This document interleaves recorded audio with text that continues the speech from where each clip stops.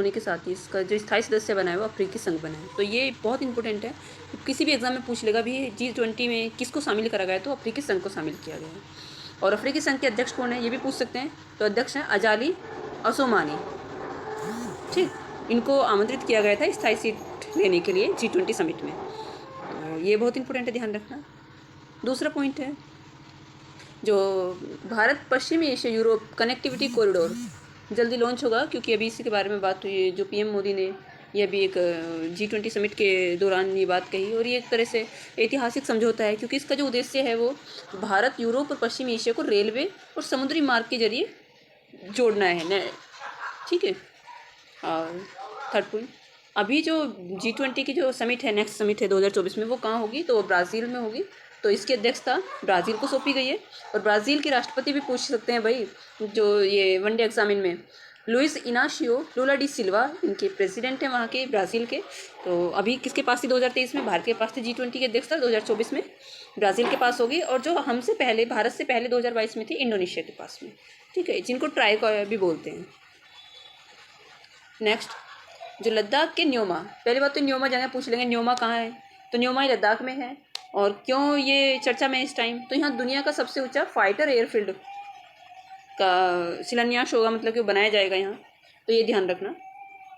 Next point, जो मत्स्य 6000 क्या है, मत्स्य 6000 क्या है, तो एक मानव युक्त सबमर्सिबल है, और ये भारत का पहला मानव युक्त सबमर्सिबल है जिसमें 3 लोगों को समुद्र में 6000 मीटर की गहराई में समुद्री संसाधनों के अध्ययन के लिए भेजा जाएगा। तो आपसे पूछ लेंगे मत्स्य 6000 किससे संबंधित है, तो ये समुद्री आपको खोज अभियान से, जहाँ खनिजों के खोज के लिए भेजा जाएगा। तो ये मानव रहित है, मानव रहित नहीं है भाई, इसमें 3 लोगों को भेजा जा रहा है, तो इसलिए इंपॉर्टेंट है, ध्यान रखना। तो ठीक है, टाइटेनियम में से धातु से बनाया गया है ये, जो ये पूरा ही देख लो। अभी जो सर्बिया के नोवाक जोकोविच ने है ना 24वां ग्रैंड स्लैम टाइटल जीता है। ये जीता है US ओपन 2023 के फाइनल में डेनियल मेदवेदेव को हराकर जीता है इन्होंने। ठीक है ना, तो सर्बिया के नोवाक जोकोविच ने जीता है 24वां ग्रैंड स्लैम टाइटल, ये ध्यान रखना। देखो कितना खुश हो रहे हैं। नेक्स्ट, आपसे ये पूछ लेंगे वाघनख क्या है, तो वाघनख शब्द दे देंगे, अब लगाते रहो तुक्का। तो वाघनख ये शिवाजी द्वारा जो अफजल खान को मारने के लिए प्रयोग किया गया था, वो इनका एक तरह से हथियार बोल सकते हैं। तो ये बाघ के पंजे की आकृति का है, ये देखो। तो ये यूके में है, जिसको वापस लाने की बात की जा रही है। ये पूछ सकते हैं कि सनातन धर्म दिवस जो है किस देश ने घोषित किया है, तो 3 सितंबर को सनातन धर्म दिवस अमेरिका ने घोषित किया है। ठीक, ये ध्यान रखो। अभी यूपी का जो इंटरनेशनल ट्रेड शो है, तो वो ये पूछेंगे कहाँ होगा इंटरनेशनल ट्रेड शो, तो वो यूपी के नोएडा में होगा। India expo centre and mart 21 से 25 सितंबर तक होगा। और राज्य के पहले इंटरनेट ट्रेड शो है ये राज्य का, इसका उद्घाटन जो है राष्ट्रपति, जो हमारी राष्ट्रपति हैं द्रौपदी मुर्मू द्वारा किया जाएगा। ठीक है।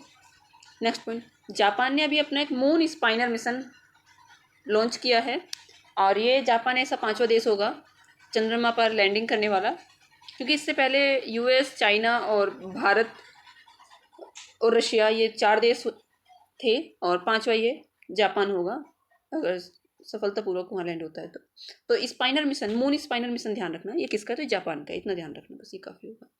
अभी bird photographer of the year 2023 का कॉन्टेस्ट जो है वो किसने जीता,